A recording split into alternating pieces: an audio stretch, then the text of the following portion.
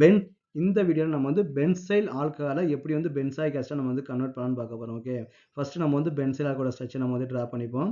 So benzyl ஆல்கஹாலோட structure CH2OH. ஓகேவா, CHல நமக்கு என்ன இருக்குது, OH வந்து இருக்குது. இது நம்ம என்னதான் மாற்றணும் பார்த்தீங்கன்னா பென்சாயிக் ஆசிட்டை வந்து நமக்கு வந்து மாற்றணும். அப்போ பென்சின் ரிங்கில் மேலே நம்ம என்ன பண்ணோம், ஒரு COH வந்து நம்ம ஆட் பண்ணணும். அப்போ COH நம்ம ஆட் பண்ணணும் அப்படின்னா ஒரு ஸ்ட்ராங் ஆக்சிடைசிங் ஏஜென்ட் வந்து நம்ம வந்து யூஸ் பண்ணணும். நான் ஆல்ரெடி பார்த்தீங்கன்னா 2 எக்ஸாம்பிள் வந்து சொல்லியிருக்கேன் ஸ்ட்ராங் ஆக்சிடைசிங் ஏஜென்ட்டுக்கு.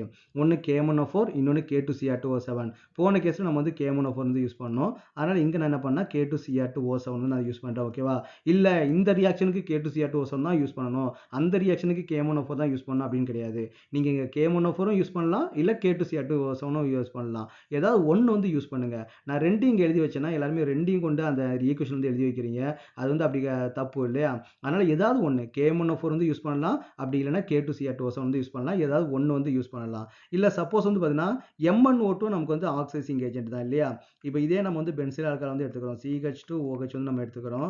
இதை நம்ம என்ன பண்ணலாம்னு பார்த்தீங்கன்னா ஒரு மைல்டு ஆக்சிடைசிங் ஏஜென்ட் Cr2O7 போட்டிருக்கோம் இல்லையா, அதனால் வந்து CrO3 வந்து பார்த்தீங்கன்னா example for the mild oxidising agent. அப்போ இங்கே மைல்டு ஆக்சிடைசிங் நீங்கள் யூஸ் பண்ணீங்க அப்படின்னா அந்த ஆல்கஹால் நமக்கு என்ன தான் மாறினா ஆல்டிகைடை தான் மாறும். அப்போ ஆல்டிகைடு வேணால் நமக்கு என்ன ரியேஜென்ட் யூஸ் பண்ணணும், ஆசிட் வேணால் நம்ம என்ன ரியேஜென்ட் வேணும்னு பார்த்துக்கணும். ஓகே, அப்போ இதே இதை வந்து பார்த்தீங்கன்னா மறுபடியும் நீங்கள் CrO3 போட்டு நீங்கள் ட்ரீட் பண்ணீங்க அப்படின்னா இது வந்து நமக்கு வந்து ஆசிட்டாக மாறும். ஓகேவா, அப்போ நம்ம என்ன பண்ணணும், ஸ்டெப் பை ஸ்டெப்பாக பண்ணணும் அப்படின்னா மைல்டு ஆக்சிடைசிங் ஏஜென்ட் வந்து யூஸ் பண்ணணும். நீங்கள் வந்து டைரெக்டாக பண்ணும் பார்த்தீங்கன்னா ஸ்ட்ராங் ஆக்சிடைசிங் ஏஜென்ட் வந்து யூஸ் பண்ணணும். Okay, so this example for mild oxidising agent. So this one is example for the strong oxidising agent.